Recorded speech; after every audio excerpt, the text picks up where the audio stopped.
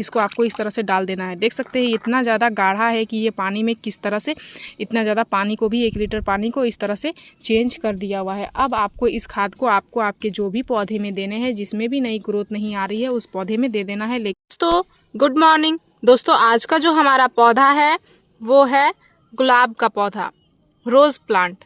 दोस्तों ये गुलाब का जो पौधा है ये एक बहुत ही ज़्यादा सेंसिटिव पौधा है। बहुत सारे लोग कितने कितने गुलाब के पौधे अपने गार्डन में ला के लगा चुके हैं और उनका पौधा खराब हो चुका है। ना तो वो अपने पौधे से अच्छी मात्रा में कलियां ले पाते हैं और ना ही अच्छी मात्रा में वो अपने पौधे से फ्लावरिंग ले पाते हैं, क्योंकि ये एक बहुत ही सेंसिटिव पौधा है दोस्तों। तो आपको इसकी बहुत ही अच्छी देखभाल करने की आवश्यकता होती है।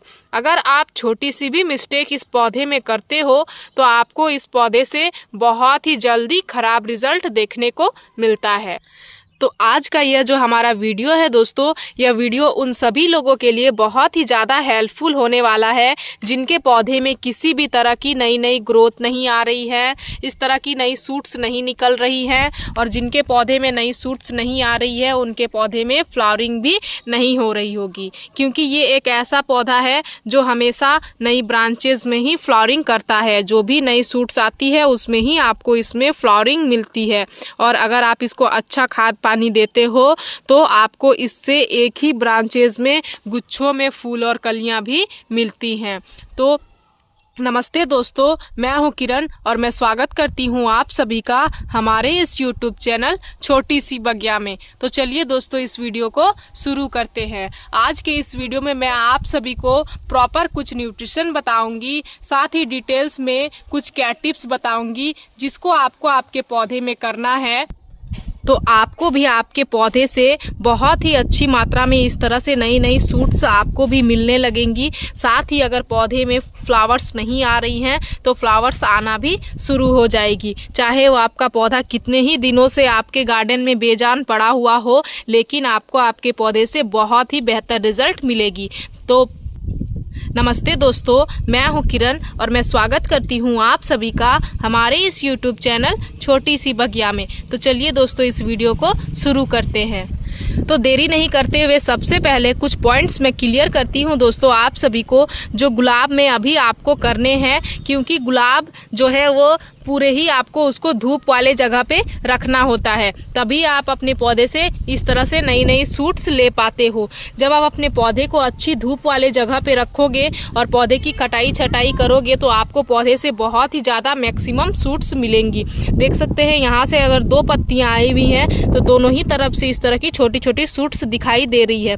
जब इस तरह से सूट्स दिखाई देने लगे तो आप क्या करें, इन पत्तियों को भी हटा दें। इस तरह से इन पत्तियों को जब आप हटा दोगे तो इन सूट्स का ग्रोथ बहुत ही तेजी से होने लगेगा, क्योंकि पौधे में फोटोसिंथेसिस की प्रक्रिया करने में, पौधे को खाना बनाने में जैसे ही थोड़ी सी डिफिकल्टीज आएगी, पौधा तेजी से अपनी ग्रोथ को बढ़ा देता है। और इस तरह से जितनी भी पत्तियां आपके ब्रांच में आई हुई हो, आपको वहां से नई बहुत ज़्यादा मैक्सिमम सूट्स दिखने लगती हैं। तो पहला काम आप अपने पौधे में यह जरूर से जरूर करें, तभी आपको इस तरह से आपके पौधे से बहुत ही ज़्यादा मैक्सिमम सूट्स मिलेंगी। और मैक्सिमम सूट्स मिलेंगी तो आपको पौधे से फ्लावरिंग भी जरूर मिलेगी। उसके बाद दूसरा काम अभी जो आपको आपके पौधे में करना है वो यह करना है, जहाँ से भी फूल खिली हुई हैं इस तरह से और वो सूख गई हैं, इनको आप सबसे पहले इस तरह से हटा दें। जैसे कि यहाँ से मेरी 3 फ्लावर्स आई हुई थी, देख सकते हैं इसमें भी 3 फ्लावर आई हुई है, उसी तरह से यहाँ से भी 3 फ्लावर्स जो है दोस्तों वो खिली हुई थी। तो ये सारे ही जब फ्लावर्स कट गई हैं और यहाँ पे देख सकते हैं नई सूट्स भी निकल रही हैं, तो मैं क्या करूँगी, सबसे पहले इस पत्ते को हटाऊंगी। उसके बाद आपको एक कटर लेना है और कटर के माध्यम से जो है दोस्तों यहाँ से आपको ब्रांचेस को कट कर देना है। जैसे ही वहाँ से आप ब्रांच को कट करोगे आप देखोगे यह जो सूट्स की ग्रोथ हो रही है यह बहुत ही तेजी से होगी और बहुत ज़्यादा पौधे में मैक्सिमम सूट्स निकल के आने लगेगी। इस तरह से थोड़े थोड़े दिनों में आपको इन चीज़ों पे ध्यान देना है और फ्लावर्स को भी हटाते रहना है जो फ्लावर्स सूख रही हैं, और साथ ही पौधे की कटाई छटाई भी करते रहनी है। ये भी फूल जो है दोस्तों ये सूख चुका है, इसको भी मैं इस तरह से कट करके हटा दूंगी। लेकिन यहाँ पे और 2 फूल है जो अभी हेल्दी हैं, इनको मैं अभी नहीं कट करना है, इसीलिए मैं ब्रांचेस को कट नहीं कर रही हूँ। लेकिन देख सकते हैं यहाँ नीचे से कितनी अच्छी जो है वो एक छोटी सी सूट्स निकल के आ रही है। तो जैसे ही ये 2 फ्लावर्स सूख जाएंगी मैं यहाँ से ब्रांचेस को कट कर दूंगी, ताकि ये जो सूट्स निकल आ रही हैं ये हेल्दी से ग्रोथ करे और आगे जाके फिर से जो है वो इस तरह से नई नई ढेर सारी फ्लावर्स लाए। और जो बेसल्स होती हैं दोस्तों आपको उसमें इस तरह की गुच्छों में फ्लावर्स मिलती है, देख सकती है। ये जो है ये हमारा नया यहाँ से जो है जो भी ग्राफ्टेड यहाँ से निकलता है, इस नोड के सामने से जो भी 5 पत्तियों के ब्रांच निकलते हैं वो हमारे बेसल सूट्स होते हैं, देख सकते हैं। और बेसल सूट्स बहुत ज़्यादा हेल्दी होते हैं और उसमें बहुत ज़्यादा मैक्सिमम फ्लावर्स भी बनती है, देख सकते हैं। एक ही ब्रांच में कितनी ज़्यादा जो है इसमें फूल आई हुई है। तो नई नई बेसल्स लेने के लिए भी आज जो मैं खाद आप सभी को बताऊंगी वो बहुत ही ज़्यादा हेल्पफुल होगा, जिसकी सहायता से आपके पौधे में मैक्सिमम नई नई बेसल्स भी आना शुरू हो जाएंगे। आप मेरे इस छोटे से पौधे में देख सकते हैं दोस्तों सारे ही तरफ से कितनी ज़्यादा जो है वो हेल्दी छोटी छोटी आपको रेड कलर की बेसल्स दिखाई दे रही होंगी। ये सारा ही जो है दोस्तों ये बेसल सूट से है, और बेसल सूट्स जब भी आती हैं तो वो पूरे बेस से निकल के आती हैं और इस तरह से बहुत ज़्यादा हेल्दी होती है। और आगे से जाके दोस्तों आपको उसमें इस तरह से 2 से 3 से 4 कलियाँ भी, बहुत सारी कलियाँ मिलती हैं। बेसल सूट्स के हमारे यही फ़ायदे होते हैं। तो इन चीज़ों को ध्यान देने के बाद जो है दोस्तों आपको अभी जो गुलाब के पौधे में और एक चीज़ ध्यान देना है, जैसे कि बेसल्स बहुत ज़्यादा निकल के आती हैं, उसी तरह से जो भी हमारे गार्डन में ग्राफ्टेड पौधे होते हैं उसमें ग्राफ्टेड नोड के नीचे से निकले हुए जो भी 7 पत्तियों के ब्रांचेस होती हैं दोस्तों वो होती हैं सकर ब्रांच। उनको आपको आपके पौधे में नहीं रखना है, उनका ग्रोथ बहुत ही ज़्यादा तेज़ी से होता है और जितना ही तेज़ी से उनका ग्रोथ होता है वो हमारे पौधे के न्यूट्रिशन को भी उतना ही तेज़ी से ले लेते हैं, इसलिए उनको आपको नहीं रखना है। तो उनका आपको किस तरह से उनको जो है दोस्तों पहचान करना है, जैसे कि देख सकते हैं ये हमारा ग्राफ्टेड नोड है, ग्राफ्टेड नोड के ऊपर से ये भी ब्रांच निकली हुई है, ये भी ब्रांच निकली हुई है जिसमें हमारी फ्लावरिंग हो रही है।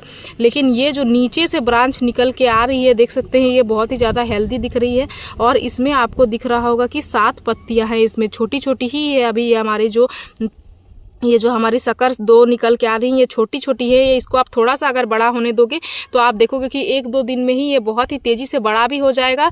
और ये 7 पत्तियों के होते हैं, इनको अगर आप अपने पौधे में रखते हो तो ये आपके पौधे को न्यूट्रिशन को बहुत ही तेज़ी से लेता है और क्या करता है ये आपके पौधे को जो है वो बहुत ही ज़्यादा नुकसान पहुँचाता है। आपके पौधे में फ्लावरिंग भी नहीं होगी और रुक जाएगी जिस कारण से, और ज़्यादा ही ग्रोथ जो है ये ले लेता है। इसलिए आपको इनको भी आपके पौधे में नहीं रखना है, समय समय पर इन चीज़ों को भी आप ध्यान देना और सकर्स को भी आप हटाते रहना। तो चलिए अब मैं आप सभी को बताती हूँ दोस्तों ये छोटे छोटे केयर्स को करने के बाद आपको आपके पौधे में खाद कैसे देना है, किन किन चीज़ों से खाद देना है। क्योंकि अभी जो है वो जैसे कि ठंडियों का टाइम है तो आप ज़्यादा से ज़्यादा गुलाब को अगर गर्म खाद दोगे तो आपके पौधे में आपको बहुत ही बेहतर रिजल्ट मिलेगी। तो आज मैं एक गर्म खाद लेके आई हूँ, साथ ही पौधे को मैं स्प्रे करने के लिए और एक चीज़ लेके आई हूँ जिसको आप गमले में भी डाल सकते हो या फिर पौधे में स्प्रे भी कर सकते हो। तो चलिए क्या क्या चीज़ें हैं वो मैं आप सभी को सबसे पहले दिखा देती हूँ और खास करके वो सारी चीज़ें आप घर में बना के तैयार कर सकते हो, आपके घर के चीज़ों से ही वो चीज़ें बन के तैयार हो जाएंगी। तो सबसे पहला चीज़ यहाँ पे जो हमने लिया हुआ है वो आप देख सकते हैं, वो है ये सरसों के दाने। सरसों के दाने जो है दोस्तों इसमें बहुत ज़्यादा माइक्रो न्यूट्रिशन पाए जाते हैं।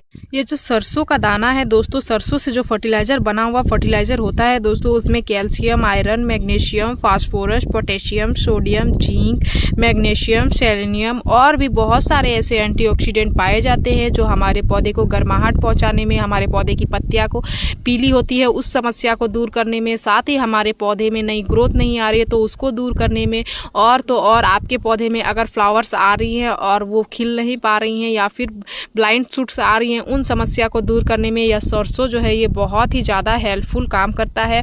आप इस सरसों के खाद को अगर बना के दे दोगे तो आपके पौधे में और कोई भी न्यूट्रिशन देने की आवश्यकता नहीं है। अभी ठंडियों के टाइम पे आप इससे बना हुआ फर्टिलाइज़र अपने पौधे को ज़रूर से ज़रूर दे। तो चलिए इसका फर्टिलाइज़र कैसे बनाना है वो मैं अब आपको बताती हूँ। तो सबसे पहले आपको क्या करना है दोस्तों, मिक्सर ग्राइंडर की सहायता से आपको इसको सबसे पहले ग्राइंड कर लेना है। ग्राइंड करने के बाद यह पाउडर के फॉर्म में आ जाएगा, उसके बाद ही आपको फर्टिलाइज़र को बनाना है।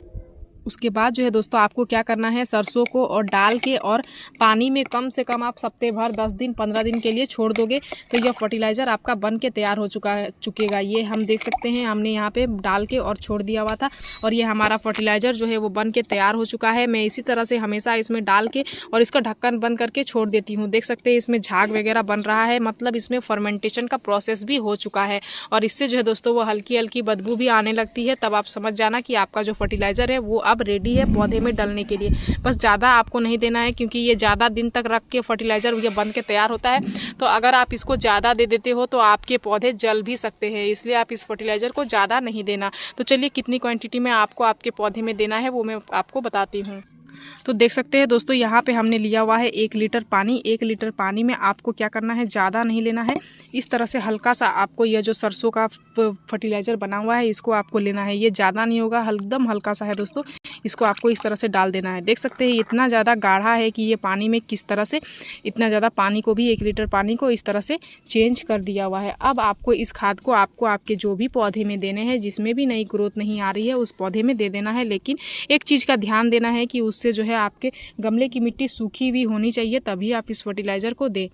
तो देख सकते हैं दोस्तों ये जो हमारे गमले की मिट्टी है इसकी मिट्टी सूखी हुई है, तो इस तरह से 1 लीटर पूरा ही फर्टिलाइज़र को मैं इसमें दे दूंगी। आप गुड़ाई करके भी दे सकते हो या फिर इस तरह से भी दे सकते हो, लेकिन इस फर्टिलाइज़र को आपको 15 दिन में एक बार देना है। 15 दिन में एक बार अगर आप इस खाद को दे दोगे तो आपके पौधे में आपको बहुत ही बेहतर रिजल्ट देखने को मिलेगी। गुच्छों में फूल आएंगे, बहुत सारी नई नई ग्रोथ आएंगी, एक ही पौधे में मैक्सिमम आपको कलियाँ मिलेंगी, साथ ही आपके पौधे में बहुत ज़्यादा नई नई आपको बेसल्स भी देखने को मिलेंगी। और ज़्यादा से ज़्यादा जो लोग बेसल्स अपने पौधे में लेना चाहते हैं वो खास करके इस फर्टिलाइज़र को ज़रूर अपने पौधे में अभी ठंडियों के टाइम पे दे दें।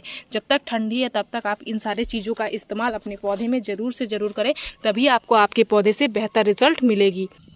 तो ये सरसों दाने से बना हुआ खाद अगर आप सभी को अच्छा लगा दोस्तों और आप सभी के गार्डन में भी इससे बहुत ही बेहतर रिजल्ट आएगी, तो मेरे इस वीडियो को लाइक शेयर कमेंट जरूर कीजिएगा। अगर आप इस वीडियो के माध्यम से हमारे चैनल पे नहीं आए तो हमारे चैनल को सब्सक्राइब कर लीजिएगा, बेल आइकन जरूर प्रेस कर दीजिएगा ताकि हमारी जो भी न्यू वीडियोज़ आए उनके नोटिफिकेशन आप सभी को मिल जाए। इस वीडियो को आपने पूरा देखा उसके लिए मैं आप सभी को तहे दिल से धन्यवाद देती हूँ। दोस्तों मिलते हैं एक अनदर वीडियो पे।